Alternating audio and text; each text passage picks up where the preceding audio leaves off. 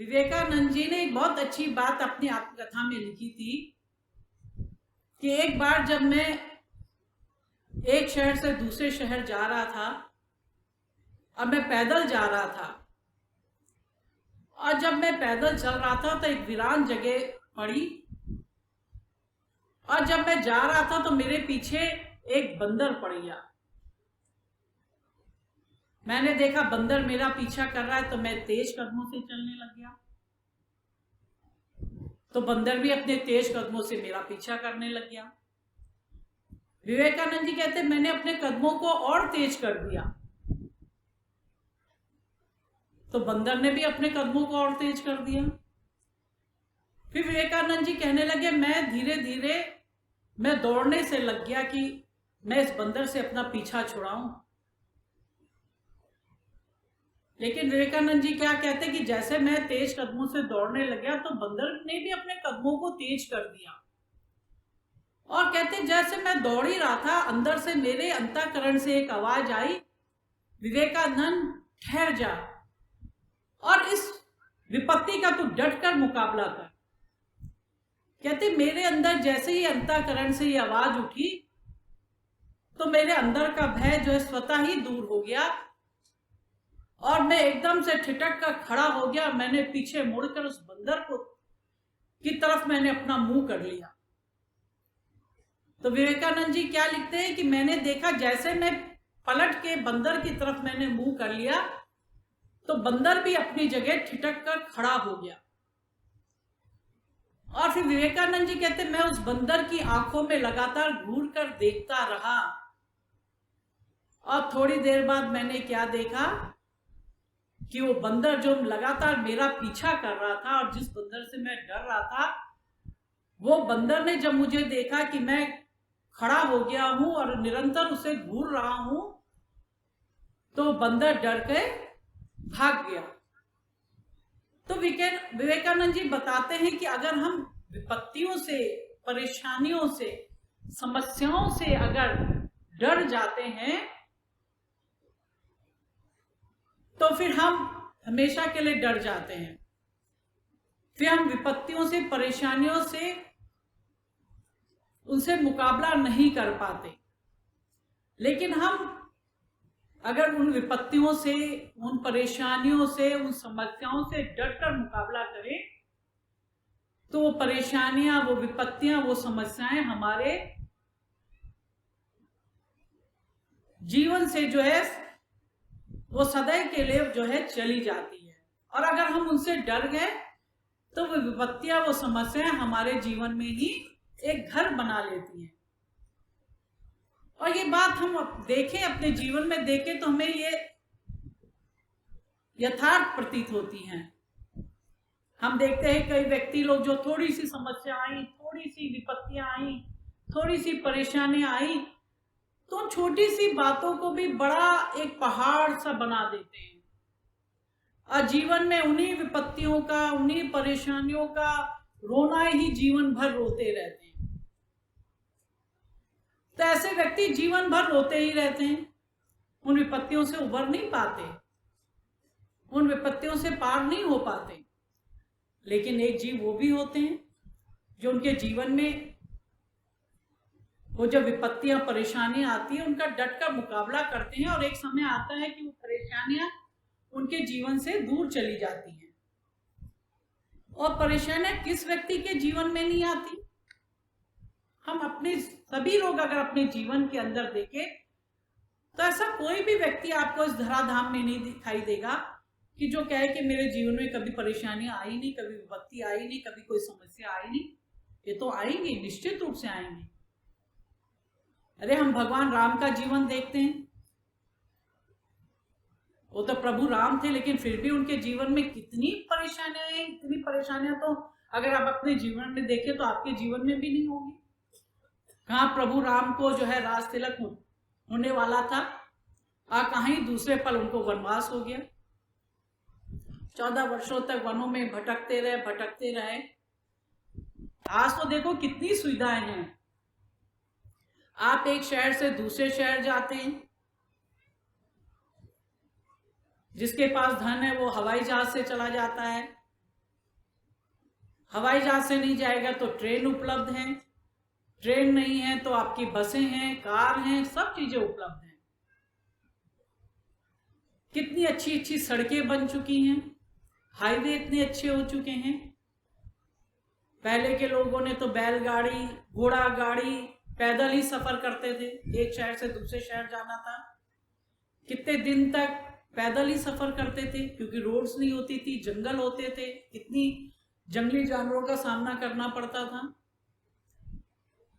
तो प्रभु राम ने कितना कष्टमय जीवन वो बिताया। कहा एक राजा के पुत्र राजमहल में रहने वाले, नौकर चाकर से घिरे हुए, और कहा जंगल में स्वयं अपने जीवन यापन करना। कितना कठिन समय रहा होगा। अगर आप लोग कभी विचार करें, उस समय ना सड़कें होती थी, ना कहीं नलकूप होते थे, कहीं ना नल होते थे, कहीं कुछ नहीं होता था, ना बिजली होती थी। आज तो सब जगह बिजली है। अगर थोड़ी देर से बिजली चली जाती तो लोग त्राहिमाम करने लग जाते हैं कि बिजली चली गई, बिजली चली गई। लेकिन उस समय ना बिजली, ना पानी, ना सड़कें, जंगलों में भटकते भटकते इतने वर्ष लगाए। क्या ऐसा कठिन जीवन आपका है? तो आप कहेंगे नहीं जी, हमारे जीवन में तो सब कुछ है, बिजली भी है, पानी भी है, सड़क भी है, सब कुछ है। कहीं जाते हैं तो मोटर गाड़ी, बस, सब कुछ है। बताओ, आप भगवान श्री कृष्ण का जीवन देखें तो उनके जीवन में भी देखो, जिनका जन्म ही जेल में हुआ हो, कारागार में हुआ, अपने माता पिता से दूर दूसरे घर में पले, कितने राक्षसों का वध किया, तो कितने जीवन में उनके कष्ट आए। तो हम देखते हैं महान पुरुषों के जीवन में भी कितने कष्ट आए, लेकिन वो उन कष्ट का उन्होंने जो है बड़ी धैर्यता के साथ उनका सामना किया, घबराए नहीं, विचलित नहीं हुए, और उन समस्याओं को दूर किया। तो जब हम देखते हैं महान पुरुषों के जीवन में इतने कष्ट आए, लेकिन उन्होंने उनको डटकर मुकाबला किया। तो हम लोग तो एक साधारण से जीव हैं, तो हम लोगों के भी जीवन में जो कष्ट आते हैं तो उनका भी हमें डटकर मुकाबला करना चाहिए। और जो ज्ञानी जीव होता है इस बात को अच्छी तरह से जानता है, और वो जो मुसीबतें आती हैं, परेशानियां आती हैं, उनका डटकर मुकाबला करता है। हम भी जो है गुरु महाराज जी का जब हमने ज्ञान लिया है तो उस ज्ञान को, उसको अच्छी प्रकार से समझना चाहिए और उसको अपने जीवन में उतारना चाहिए। गुरु महाराज जी के सत्संग सुन के जो आपने सुना है, उसको केवल सुनने से ही नहीं काम चल जाएगा, उसको अपने जीवन में उतारना भी बहुत जरूरी होता है। अपने हम जीवन में उतारे, अपने जीवन में उसका वैसे आहार व्यवहार करें, आचरण करें, तो हमारे जीवन जो है वो सफल हो जाता है। और केवल आ गए और एक कान से सुना और दूसरे कान से चले गए, तो फिर कोई भी आने का कोई यहाँ लाभ प्राप्त नहीं होगा, क्योंकि उसको तो आपने अपने जीवन में उतारा ही नहीं। ऐसे ही एक बार भगवान बुद्ध एक शहर में ऐसे सत्संग कर रहे थे, तो उनके पास एक व्यक्ति आया, कहने लगा भगवान, मैं कई सालों से देख रहा हूं आप यहाँ आते हैं, सत्संग करते हैं और चले जाते हैं, लेकिन आप क्या बता सकते हैं कि कितने लोगों को मोक्ष की प्राप्ति हुई है? तो भगवान बुद्ध कहते हैं कि बेटा तू कल आना, और आने से पहले एक काम करना, इस शहर के जितने घर हैं उन घरों में जाना और उनसे पूछना उनको किस चीज की जरूरत है, वो अपने जीवन में क्या चाहते हैं। तो उस व्यक्ति ने कहा ठीक है, मैं कल आपके पास आऊंगा। अगले दिन जो है शाम तक वो भगवान बुद्ध के पास पहुंचते हैं। कहते भगवान बुद्ध, मैं जो है सुबह से सारे घरों में जाता रहा और मैंने हर घर का दरवाजा खटखटाया,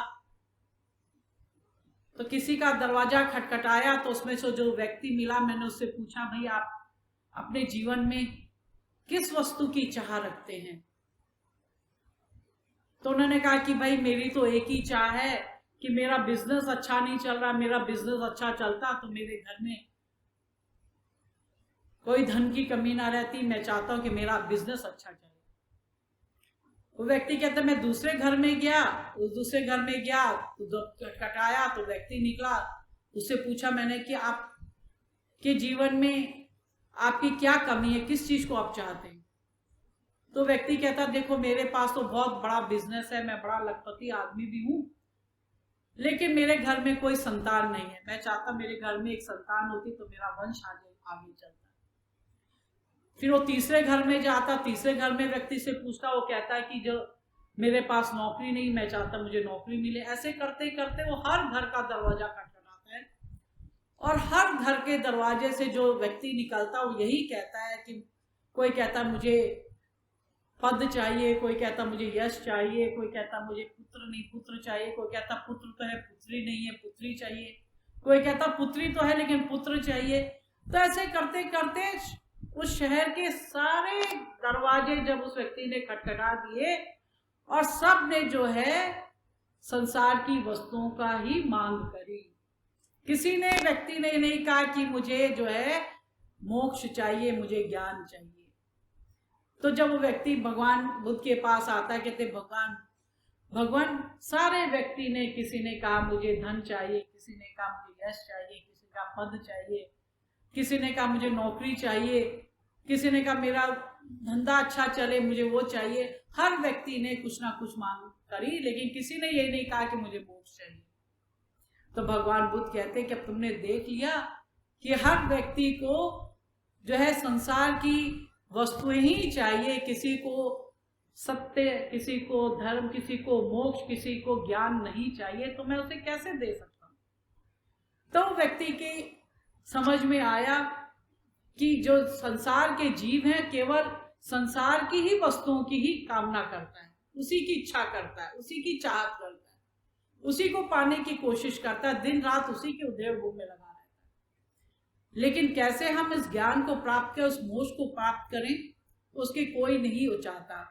और ये चाहे भगवान बुद्ध का समय रहा हो चाहे आज का समय, आज भी अगर आप चाहे तो हर व्यक्ति की यही इच्छा होती है। व्यक्ति जो है उस मोक्ष को प्राप्त करके उस परम धाम को प्राप्त करना नहीं चाहता। यही संसारी जीव की एक ये जो है इच्छा है। संसारी जीव केवल संसार की वस्तुओं को ही चाहता है, लेकिन जो ज्ञान प्राप्त कर लेता है कि वही जो है उस ज्ञान को प्राप्त करके उस परम धाम को, उस मोक्ष को प्राप्त करता है। तो हमें भी चाहिए कि हम संसार की वस्तुओं को न मान के गुरु महाराज जी से वो ज्ञान की प्राप्ति करें, जिससे कि हम भी उस मोक्ष को प्राप्त कर सकें। संसार की सारी वस्तुएं यहीं छूट जाएंगी। ये आपका परिवार, ये आपका घर, ये धन दौलत, ये जमीन, ये सब कुछ जो है यहीं पे रह जाएगा। ये कोई भी अपना साथ ना ले गया, ना आगे कोई ले जाएगा। आप जो है चले जाइए, बड़े से बड़े किसी की चाहे महल भी होगा, चाहे किसी का छोटी सी एक झोपड़ी भी होगी, वो भी कोई व्यक्ति अपने साथ नहीं ले गया। चाहे किसी के 4 पुत्र भी होंगे, चाहे 1 पुत्र होगा, वो भी अपने साथ कोई नहीं ले गया। चाहे किसी के पास कितनी बेशुमार धन दौलत होगी, राजा महाराजाओं के पास कितनी बेशुमार धन दौलत होगी, या किसी व्यक्ति के पास थोड़ा सा ही खजाना होगा, कोई भी अपने साथ कुछ नहीं लेके जाता। केवल जो जीव है वो अपने साथ वो नाम की कमाई, वो ज्ञान की कमाई अपने साथ ले जाता है, जो ज्ञानी गुरु महाराज के द्वारा आपको दी गई है। केवल वही हमारे साथ जाएगा और हमारे साथ जो है कुछ नहीं जाता। इसीलिए कहा गया कि समय का राजा, समय का डॉक्टर, वैद्य, हकीम और समय के तत्वदर्शी गुरु के पास जाना चाहिए। जैसे कि अगर आप बीमार होते हैं, या आपका बच्चा बीमार, या आपका पति बीमार, कोई भी घर का सदस्य बीमार होता है, तो आप क्या करेंगे कि आप जो आपके शहर का सबसे अच्छा डॉक्टर होगा उसके पास आप जाएंगे, उसको जो है उस मरीज को दिखाते हैं। अगर आपको कहेंगे कि अरे आज से जो है 20 साल पहले एक बड़े बहुत अच्छे डॉक्टर थे और ये उनकी फोटो लगी हुई है, इनके पास आप अपने बच्चे को लिटा दीजिए और प्रार्थना कर लीजिए कि आपका बच्चा सही हो जाए, वो आपको दवाई दे देगा, तो आप कहेंगे अरे ऐसा कैसे हो सकता है? जो डॉक्टर जीवित ही नहीं है और उसकी फोटो के आगे अगर हम अपना बच्चा लिटा देंगे तो वो कहां से दवाई देगा? मेरा बच्चा तो जीवित ही नहीं रहेगा। आप कभी किसी की बात को, इस बात को नहीं मानेंगे। आप क्या करेंगे, सीधे जो सबसे अच्छा डॉक्टर होगा, जो सबसे अच्छा चाइल्ड स्पेशलिस्ट होगा, उसके पास अपने बच्चे को ले जाएंगे। क्यों? क्योंकि वो समय का डॉक्टर है, समय का सबसे अच्छा डॉक्टर वो है, समय का सच्चा अच्छा स्पेशलिस्ट डॉक्टर वो है, इसलिए आप उसके पास ले गए। ऐसे ही समय के जो है राजा, आजकल तो जब प्रिवी पर्स छिन गए तो राजा तो अब रह नहीं गए, लेकिन आजकल के राजा कौन है? आजकल के मंत्री। तो जो आपके, अगर आपके शहर की समस्या है, आपके अगर शहर में पानी नहीं आ रहा, तो आप लोग क्या करते हैं? पेयजल मंत्री के पास जाते हैं, उसको अपनी समस्या बताते हैं। अगर सड़क में आपके गड्ढे गड्ढे भर गए तो आप क्या जाएंगे? पीडब्ल्यूडी मंत्री के पास जाएंगे और उसको अपनी समस्या बताएंगे, उसको अपनी एप्लीकेशन देंगे। ऐसी बिजली नहीं आ रही है तो आप जो है ऊर्जा मंत्री के पास जाएंगे कि भाई हमारे शहर में बिजली नहीं आ रही, इसकी बड़ी खराब समस्या है, तो उसके पास जाएंगे। लेकिन अगर आपकी कोई भी सड़क, पानी, बिजली, स्वास्थ्य, किसी भी तरह की संबंधित समस्या है, और अगर आपसे कह दें कि जो आप मंत्री नहीं है, भूतपूर्व हो चुका है, आप उसके पास चले जाइए, तो आप कहेंगे नहीं, ये कैसे हो सकता है? जो अब मंत्री नहीं है और इस संसार में भी नहीं है, वो हमारी कैसे समस्या सुनेगा? वो हम चाहे उसके पास 1 या 10 एप्लीकेशन भी डाल देंगे, वो नहीं पूरी होगी। क्योंकि वो जीवित ही नहीं है। तो आपकी कभी समय में रहा होगा वो मंत्री, लेकिन अब तो नहीं है। तो आप क्या कहेंगे? जो जीवित मंत्री है उसी मंत्री के पास जाके अपनी समस्या को कहेंगे, उसी को अपनी एप्लीकेशन देंगे। इसी तरह से आप जो समय के तत्वदर्शी गुरु होते हैं, उसी के पास जाके ही आप ज्ञान को प्राप्त कर सकते हैं। आप जो है किसी की बड़ी फोटो, स्टैचू के पास आप चले जाइए और आप कहिए कि हमें ज्ञान मिल जाए, तो ज्ञान थोड़ा प्राप्त होगा। आप घंटों क्या कई दिनों बैठ जाए, नहीं मिलेगा। लेकिन अगर आप सच्चे तत्वदर्शी गुरु, जीवित गुरु के पास अगर जाएंगे, उनकी सेवा करेंगे, शुद्ध मन से, शुद्ध वचनों से, शुद्ध कर्मों से उनकी सेवा करेंगे, तो आपकी सेवा से प्रसन्न होके गुरु महाराज आपको ज्ञान प्रदान करेंगे। और जिस ज्ञान को प्रदान करके आप अपने इस लोक को भी तार सकते हैं और परलोक को भी तार सकते हैं। इसलिए खूब सेवा करिए और सेवा करके अपने जीवन का कल्याण करिए।